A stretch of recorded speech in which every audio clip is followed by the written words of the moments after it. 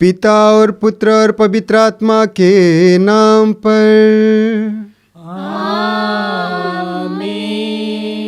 हमारे पिता ईश्वर और प्रभु यीशु ख्रिस्त की कृपा और शांति आप लोगों के साथ हो। और आपकी आत्मा के साथ। ख्रिस्त में मेरे प्यारे भाई और बहनों, आज हम चालीसे के दूसरा इतवार में प्रवेश कर चुके हैं। प्रभु हम लोगों को और एक मौका दिया है उसके साथ जुड़ जाने के लिए। प्रभु हम लोगों को और एक मौका दिया है अपने आप को झांक कर देखने के लिए, टटोल कर देखने के लिए।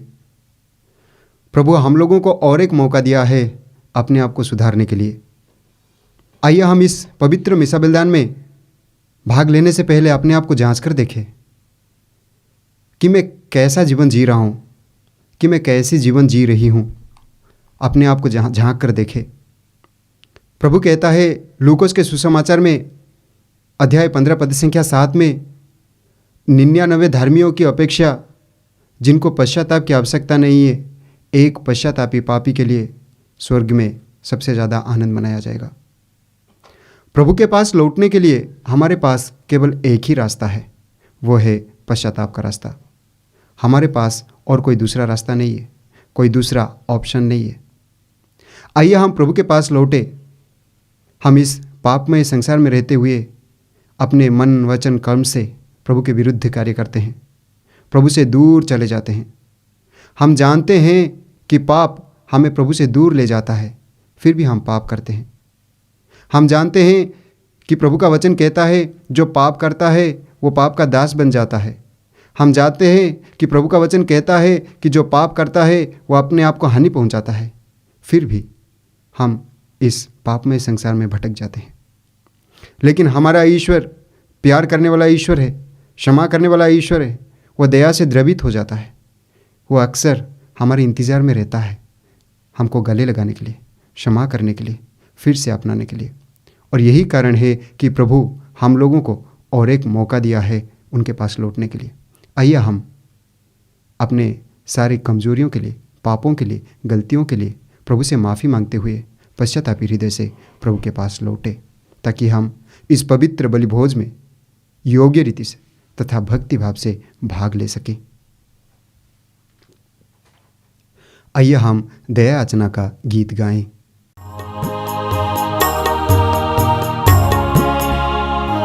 दया सागर प्रभु, कृपा सागर प्रभु, दया हम पे तू कर प्रभु, पापी हैं हम।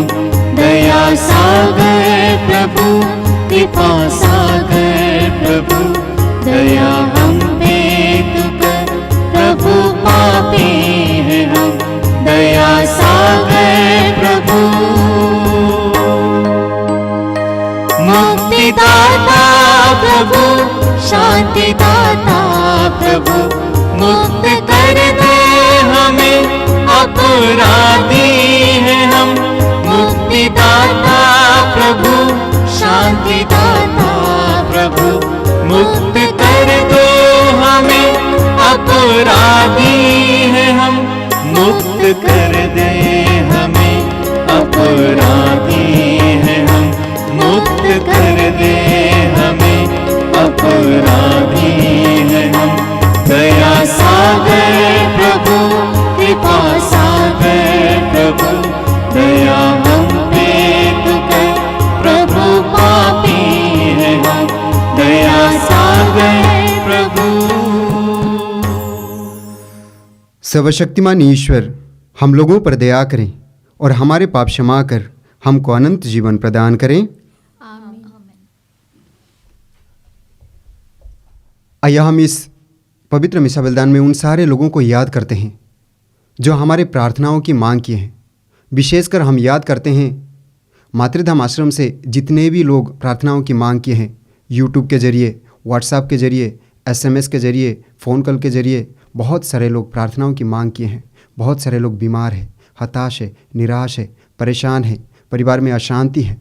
ऐसे सारे लोगों को प्रभु के पास लाते हैं।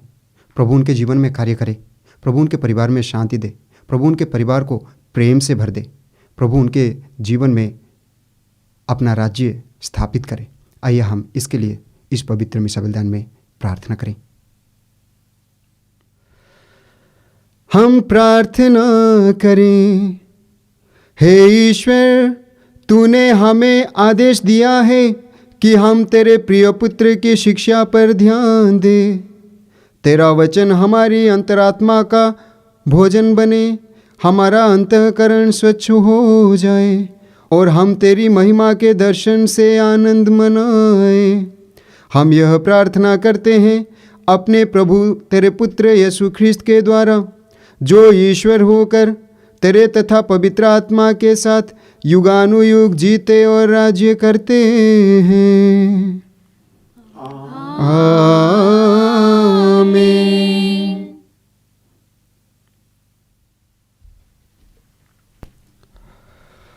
बुद्धि को तेज और आत्मा को उदर बनने वाला प्रभु का आत्मा आपको मुक्ति का संदेश योग्य रीति से सुनाने के लिए सामर्थ्य प्रदान करे। पिता, पुत्र और पवित्र आत्मा आपका आशीर्वाद प्रदान करे।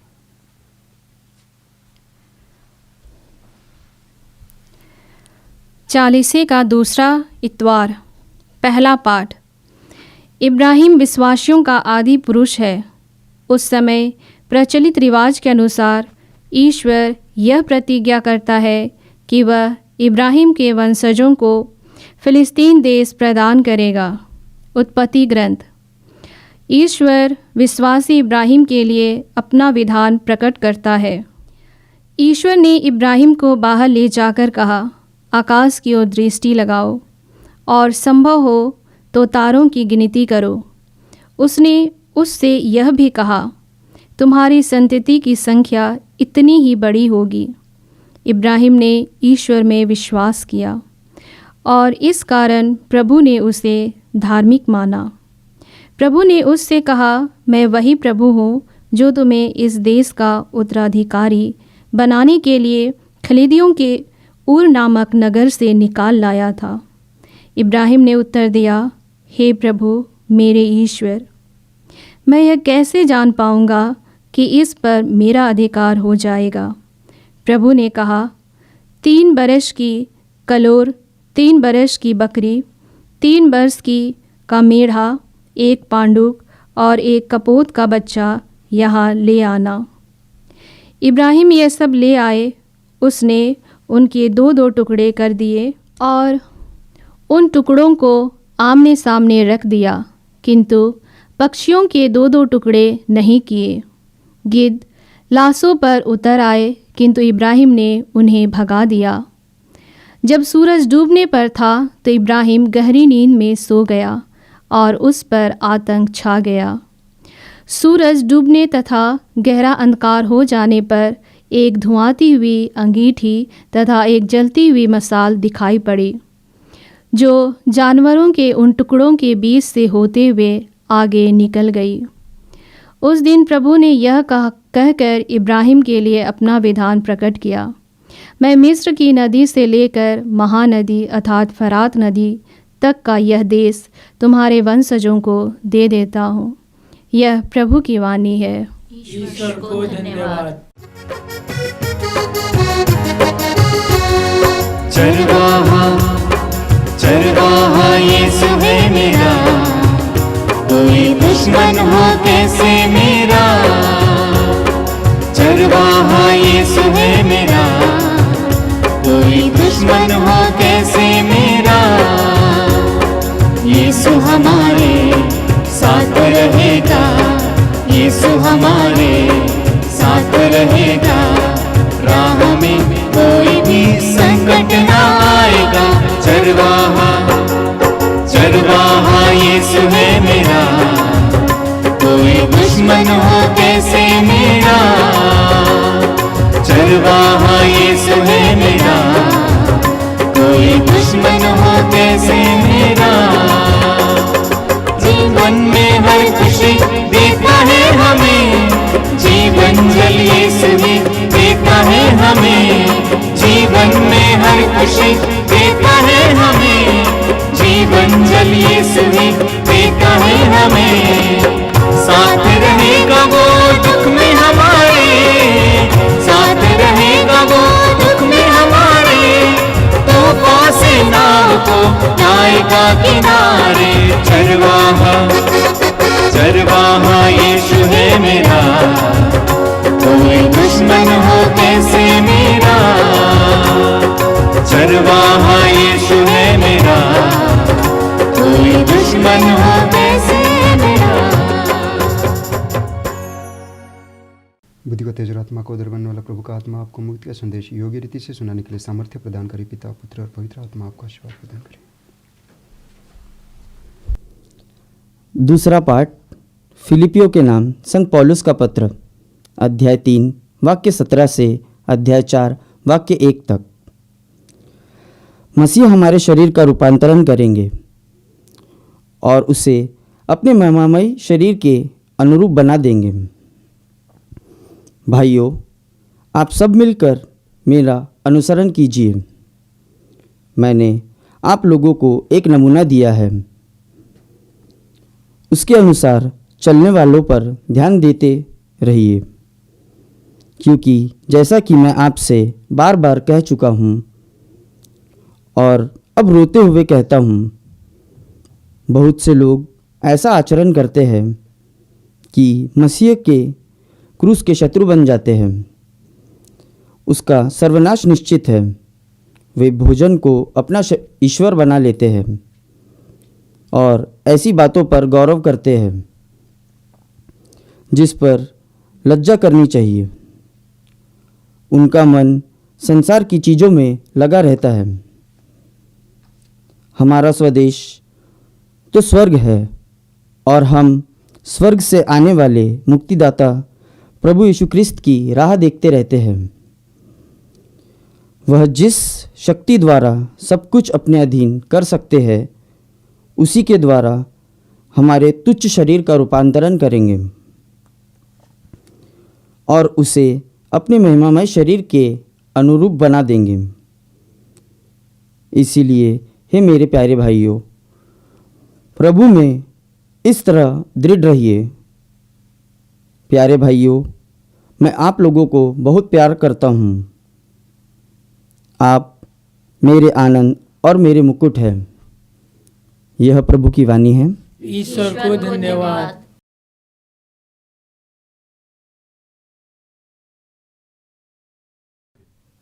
जय घोष। चमकीले बादल में से पिता की यह वाणी सुनाई पड़ी, यह मेरा प्रिय पुत्र है, इसकी सुनो। प्रभु आप लोगों के साथ हो और आपकी आत्मा के साथ। संत लूकोस के अनुसार पवित्र सुसमाचार। हे प्रभु, तेरी महिमा हो। अध्याय 9 पद संख्याएं 28 से 36 तक। यीशु पेत्रुस, योहन और याकूब को अपने साथ ले गए और प्रार्थना करने के लिए एक पहाड़ पर चढ़े। प्रार्थना करते समय यीशु के मुखमंडल का रूपांतरण हो गया और उनके वस्त्र विद्युत की तरह उज्जवल होकर जगमगाने लगा। 2 पुरुष उनके साथ बातचीत कर रहे थे। वे मूसा और एलियस थे, जो महिमा सहित प्रकट होकर यरूशलेम में होने वाली उनकी मृत्यु के विषय में बातें कर रहे थे। पेत्रुस और उनके साथी जो ऊँघ रहे थे, अब पूरी तरह जाग गए। उन्होंने यीशु की महिमा को और उनके साथ उन 2 पुरुषों को देखा। वे विदा हो ही रहे थे कि पेत्रुस ने यीशु से कहा, गुरुवर, यहाँ होना हमारे लिए कितना अच्छा है। हम 3 तंबू खड़ा कर दें, एक आपके लिए, एक मूसा और एक एलियास के लिए। उसे पता नहीं था कि वो क्या कह रहा है। वो बोल ही रहा था कि बादल आकर उन पर छा गया और वे बादल से घिर जाने के कारण भयभीत हो गए। बादल में से यह वाणी सुनाई पड़ी, यह मेरा प्रिय पुत्र है, इसकी सुनो। वाणी समाप्त होने पर यीशु अकेले ही रह गए। शिष्य चुप रहे। उन्होंने जो देखा था उसके विषय में उस समय किसी से कुछ भी नहीं कहा।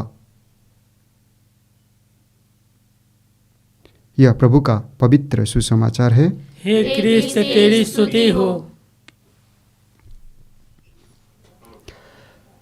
ख्रिस्त में मेरे प्यारे भाई और बहनों, हम चालीसे का दूसरा इतवार में प्रवेश कर चुके हैं।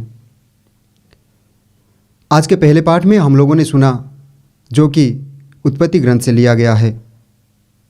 उसमें ईश्वर अब्राहम को बाहर ले जाते हैं और आकाश की ओर दिखाते हैं और कहते हैं तारों को गिनने के लिए।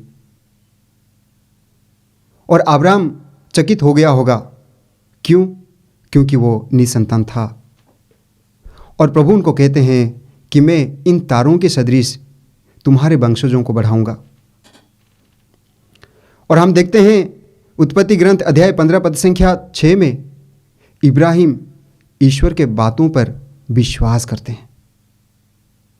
और आगे प्रभु इब्राहिम को कहते हैं, एक विधान प्रकट करते हुए कहते हैं कि मैं तुम्हारे वंशजों को फिलिस्तीन देश प्रदान करूंगा। आगे ईश्वर इब्राहिम को एक विधान प्रकट करते हुए यह कहते हैं कि मैं तुम्हारे वंशज को फिलिस्तीन देश प्रदान करूंगा। और वास्तव में यह होता है। हम देखते हैं कि अब्राहम विश्वास किया।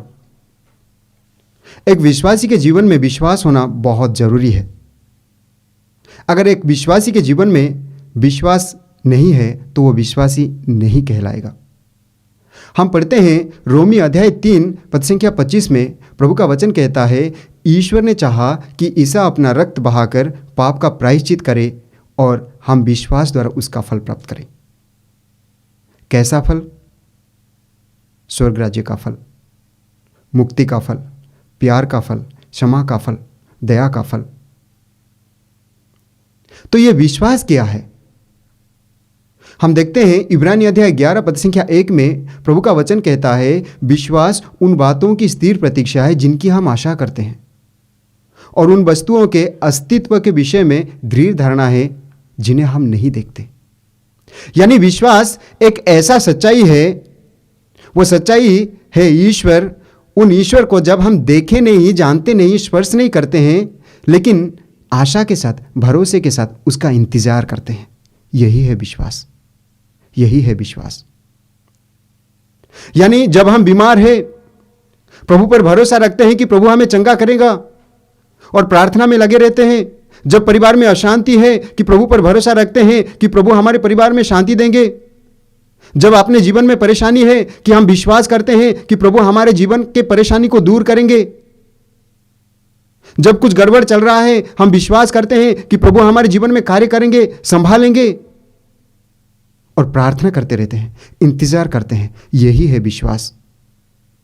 और यही कारण है कि प्रभु का वचन कहता है इब्रानी अध्याय 11 पद संख्या 6 कि विश्वास के अभाव में कोई भी ईश्वर का कृपा पत्र नहीं बन सकता।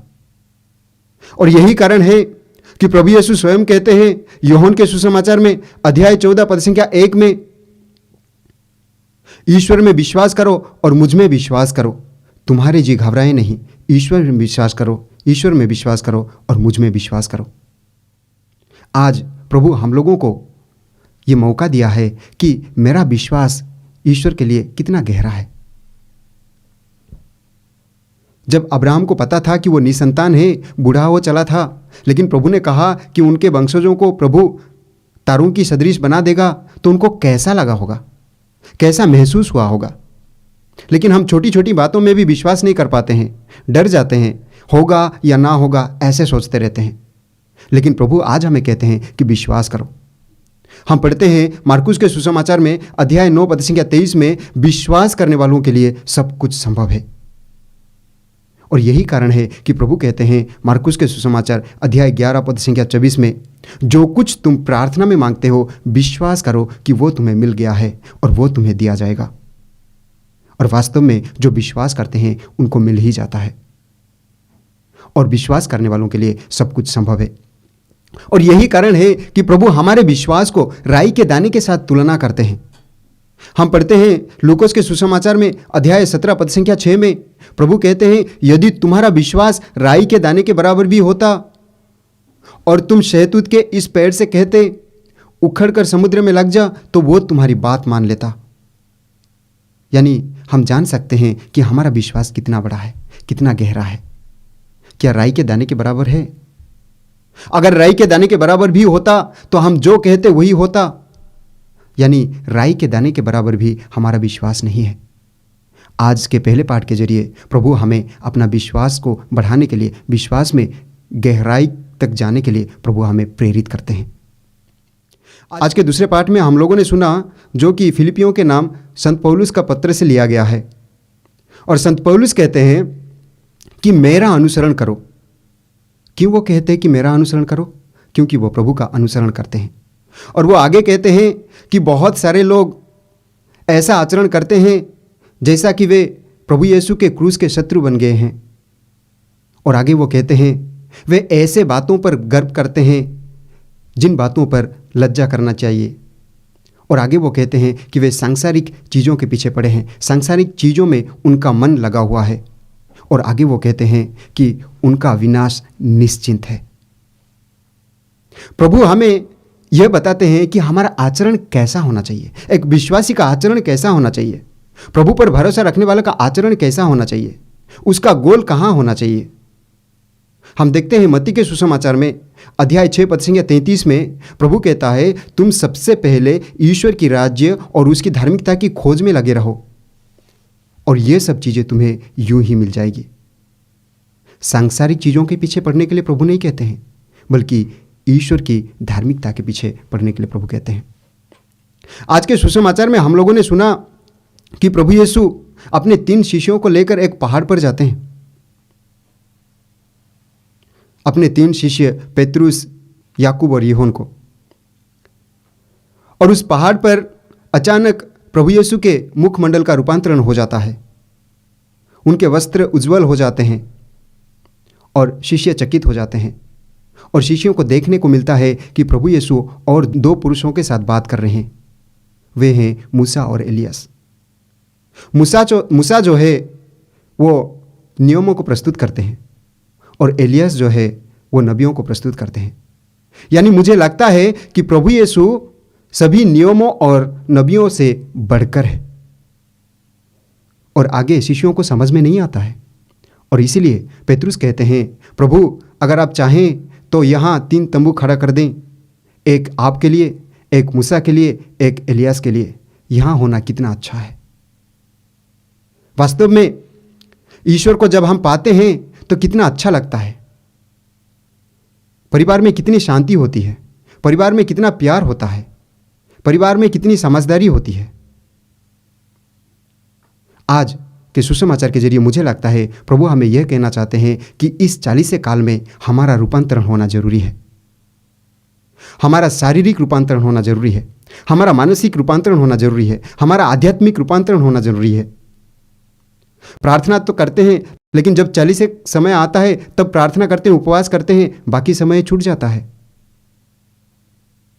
इसीलिए मुझे लगता है कि हमारे आध्यात्मिक रूपांतरण के लिए प्रभु आज के सुसमाचार में कह रहे हैं, अपने शारीरिक रूपांतरण के लिए, अपने जीवन शैली का रूपांतरण के लिए प्रभु हम लोगों को और एक मौका दे रहे हैं। आइए हम अपने आप को जांच कर देखें कि मैं कैसा जीवन जी रहा हूँ। क्या मैं प्रभु के इच्छा के अनुसार जीवन जी रहा हूँ? क्या मैं प्रभु के लायक बन रहा हूँ? क्या मैं स्वर्ग राज्य के लायक बन रहा हूँ? आइए हम अपने आप को जांच कर देखें। और आज के 3 पाठों के जरिए प्रभु हमें यह कहना चाहते हैं, मुझे लगता है कि विश्वास में मजबूत रहो, अपने आचरण में बदलाव लाओ, ताकि जीवन शैली भी बदल जाएगा और स्वर्ग राज्य के लायक बन जाएंगे। प्रेरितों का धर्मसार। हे सर्वशक्तिमान पिता, स्वर्ग और पृथ्वी सब दृश्य और अदृश्य वस्तुओं के सृष्टिकर्ता एक ही ईश्वर में विश्वास करता हूँ। मैं ईश्वर के एकलौते पुत्र एक ही प्रभु यीशु ख्रीस्त में विश्वास करता हूँ, जो सभी युगों के पहले पिता से उत्पन्न है। वो ईश्वर से उत्पन्न ईश्वर, प्रकाश से उत्पन्न प्रकाश, सच्चे ईश्वर से उत्पन्न सच्चा ईश्वर है। वह बनाया हुआ नहीं बल्कि उत्पन्न हुआ है। वह पिता के साथ एक तत्व है। उसी के द्वारा सब कुछ सृष्ट हुआ। वह हम मनुष्यों के लिए और हमारी मुक्ति के लिए स्वर्ग से उतरा और पवित्र आत्मा के द्वारा कुंवारी मरियम से देह धारण कर मनुष्य बना। उसने पेंतुस पिलातुस के समय दुख भोगा, वो हमारे लिए क्रूस पर ठोका गया, वो मर गया और दफनाया गया, और धर्म ग्रंथ के अनुसार तीसरे दिन फिर से जी उठा।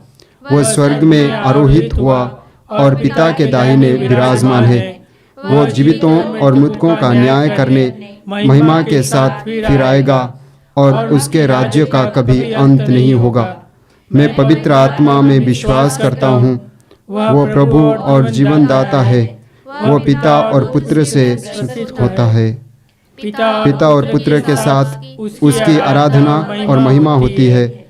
वो नबियों के मुख से बोला है। मैं एक पवित्र कैथोलिक तथा प्रेरित कलीसिया में विश्वास करता हूँ।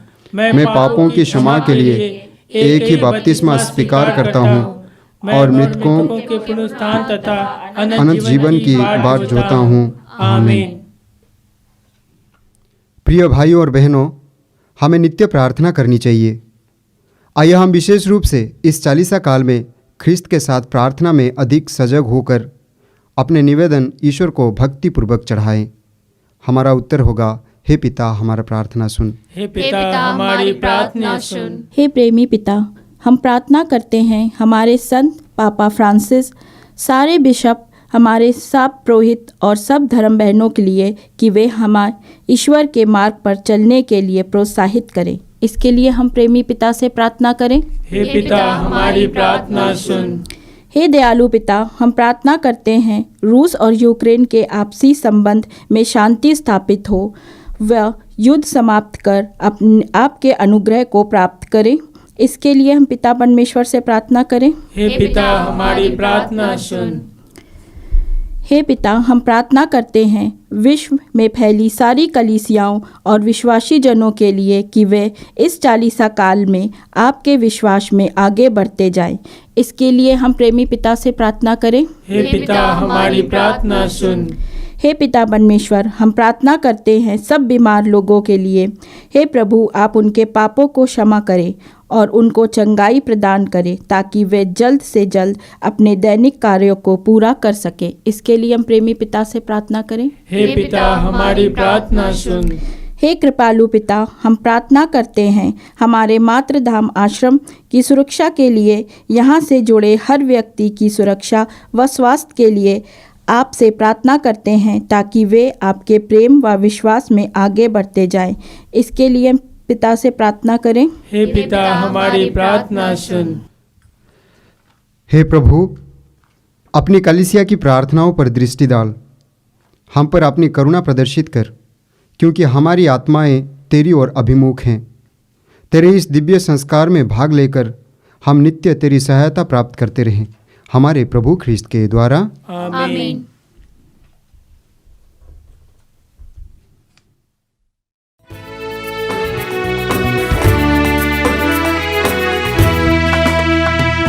स्वामी मेरा उपहार ले,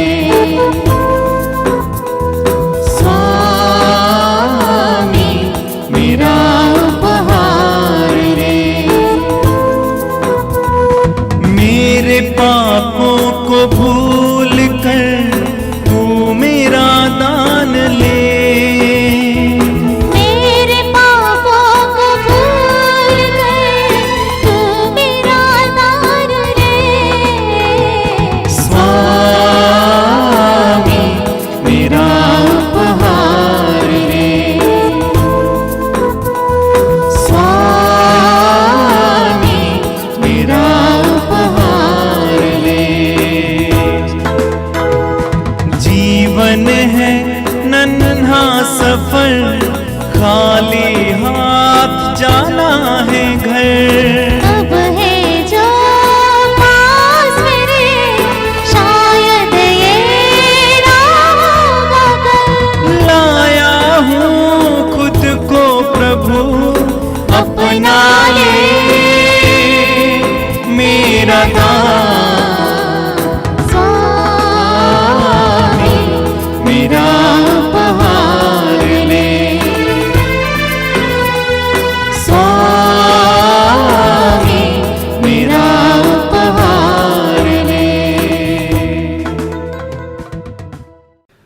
भाई और बहनों, प्रार्थना कीजिए कि सर्वशक्तिमान पिता ईश्वर मेरा और आप लोगों का यह बलिदान स्वीकार करें। प्रभु अपने नाम की स्तुति तथा महिमा के लिए और हमारे तथा अपनी समस्त पवित्र कलीसिया के लाभ के लिए आपके हाथों से बलिदान स्वीकार करें। हम प्रार्थना करें।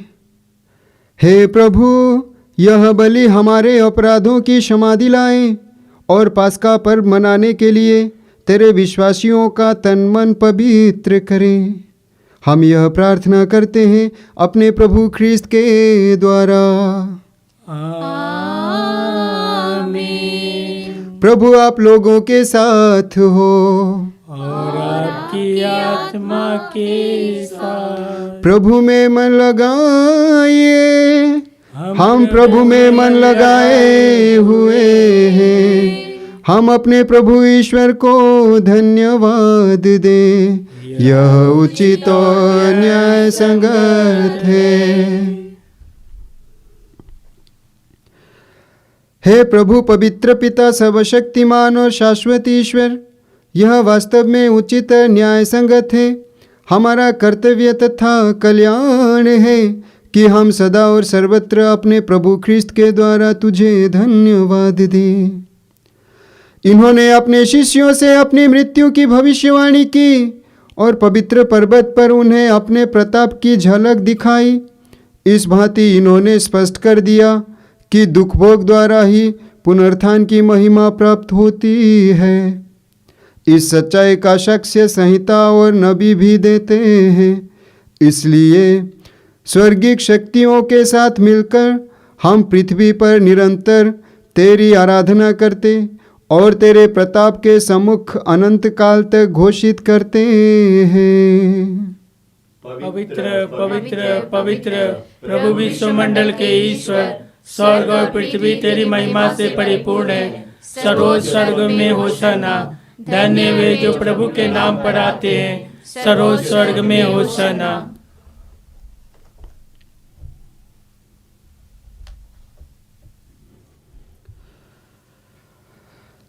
हे प्रभु, तू वास्तव में पवित्र है, सारी पवित्रता का स्रोत है। हम तुझसे निवेदन करते हैं, तू यह उपहारों को अपने आत्मा के संस्पर्श से पवित्र कर दे कि यह हमारे प्रभु यीशु ख्रीस्त के शरीर तथा रक्त बन जाए। जब वे स्वेच्छा से मृत्यु के लिए सौंपे गए, उन्होंने रोटी ली, तुझे धन्यवाद दिया और रोटी तोड़कर उसे अपने शिष्यों को देते हुए कहा, तुम सब इसे लो और इसमें से खाओ, क्योंकि यह मेरा शरीर है जो तुम्हारे लिए बलि चढ़ाया जाएगा।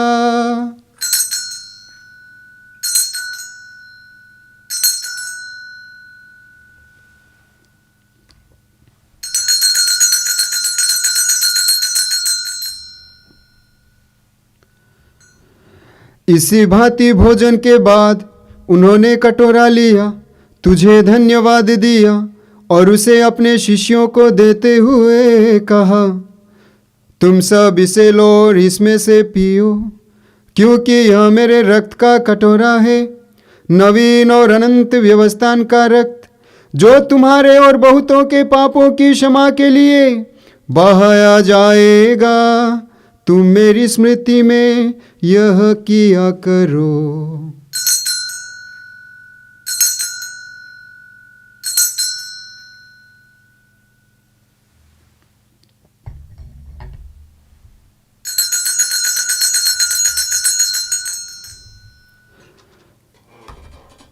विश्वास का रहस्य। हे विश्व के उद्धारकर्ता, हमारा उद्धार कर। तूने अपने क्रूस तथा पुनरुत्थान द्वारा हमें मुक्त किया है। इसलिए हे प्रभु, हम ख्रीस्त की मृत्यु और पुनरुत्थान की स्मृति में तुझे जीवन की रोटी और मुक्ति का कटोरा चढ़ाते हैं। हम तुझे धन्यवाद देते हैं कि तूने हमें अपने सम्मुख उपस्थित होने और अपनी सेवा करने का सौभाग्य प्रदान किया है। हमारा नम्र निवेदन है कि हम सब ख्रीस्त का शरीर तथा रक्त ग्रहण करके पवित्र आत्मा के द्वारा एकता के सूत्र में बंधे रहें। प्रभुवर हमारे संत पिता फ्रांसिस हमारे धर्माध्यक्ष यूजिन जोसेफ और सभी याजकों के साथ विश्व भर में फैली अपनी कलीसिया की सुधि ले तथा इसे प्रेम में सिद्ध बना दे।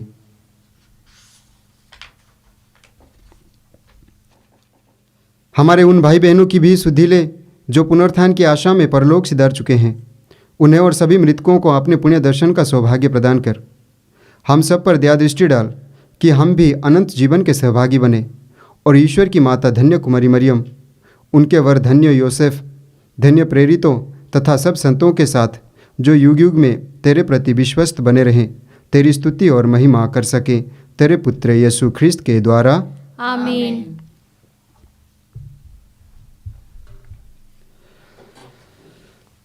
इन्हीं प्रभु ख्रिस्त के द्वारा, इन्हीं के साथ और इन्हीं में, हे सर्वशक्तिमान पिता ईश्वर, पवित्र आत्मा के साथ सारा गौरव तथा सम्मान युगानुयुग तेरा ही है। आमीन, आमीन, आमीन।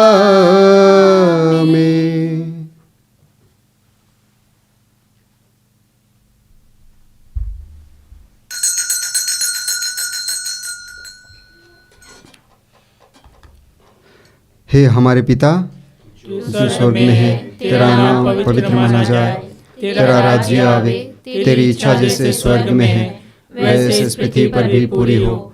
हमारा प्रतिदिन का आहार आज हमें दे और हमारे अपराध हमें क्षमा कर जैसे हम भी अपने अपराधियों को क्षमा करते हैं, और हमें परीक्षा में न डाल परंतु बुराई से बचा। हे प्रभु, हम तुझसे प्रार्थना करते हैं सभी बुराइयों से हमें बचा और इस जीवन में हमें कृपा पूर्वक शांति प्रदान कर। हम तेरी दया से सदा पाप से दूर और हर विपत्ति से सुरक्षित रहें और उस दिन की प्रतीक्षा करते रहें जब हमारे मुक्तिदाता यीशु ख्रिस्त फिर आकर हमारी धन्य आशा पूरी करेंगे। क्योंकि तेरा राज्य, तेरा सामर्थ्य और तेरी महिमा अनंत काल तक बनी रहती है। हे प्रभु यीशु ख्रिस्त, तूने अपने प्रेरितों से कहा है, मैं तुम्हारे लिए शांति छोड़ जाता हूँ, अपनी शांति तुम्हें प्रदान करता हूँ। तू हमारे पापों पर नहीं, अपनी कलीसिया के विश्वास पर दृष्टि डाल और कृपापूर्वक उसे शांति तथा एकता प्रदान कर। तू युगानुयुग जीता और राज्य करता है। आमीन। प्रभु की शांति सदा आप लोगों के साथ हो और आपकी आत्मा के साथ। परस्पर शांति अभिवादन कीजिए। हे ईश्वर के मेमने, तू संसार के पाप हर लेता है, हम पर दया कर। हे ईश्वर के मेमने, तू संसार के पाप हर लेता है, हम पर दया कर। हे ईश्वर के मेमने, तू संसार के पाप हर लेता है, हमें शांति प्रदान कर।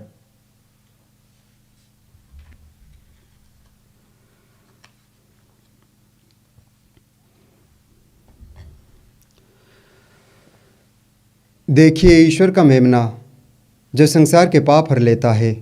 धन्य है वे जो उनके भोज में बुलाए जाते हैं।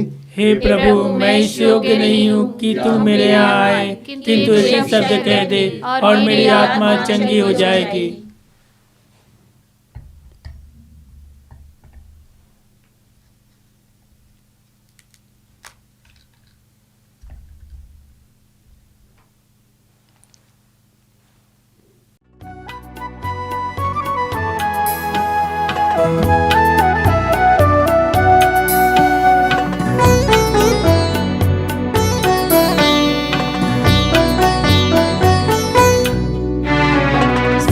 कर मेरे दिल को स्वामी, तेरे बिन ये सुना पड़ा।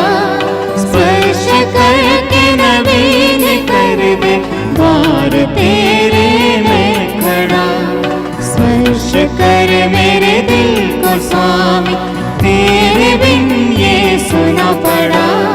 स्पर्श करके नवीन कर दे, द्वार तेरे में खड़ा। स्पर्श कर स्वामी, स्पर्श कर स्वामी, स्पर्श कर स्वामी, स्पर्श कर स्वामी। जिंदगी के सुख दुखों से सजाया मैंने प्रभु, होगी अधूरी मेरी सजावट, तू जो ना आया मेरे प्रभु। स्पर्श कर मेरे दिल को स्वामी, तेरे बिन ये सुना पड़ा। स्पर्श करके नवीन कर दे द्वार तेरे मैं खड़ा।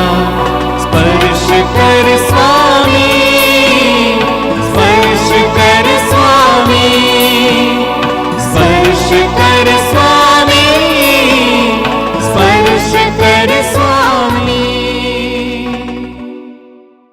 हम प्रार्थना करें। हे प्रभु, हमने दिव्य संस्कार ग्रहण किया है। हम तुझे धन्यवाद देते हैं क्योंकि तू इस पृथ्वी पर हमें स्वर्गिक वस्तुओं का सहभागी बनाता है, हमारे प्रभु ख्रीस्त के द्वारा।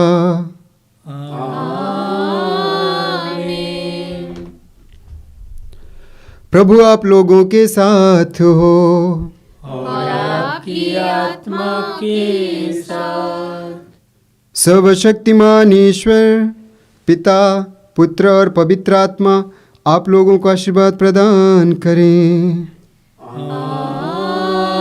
आमीन। आप लोग विदा लें, ख्रीस्त में जीवन बिताएं। ईश्वर को धन्यवाद।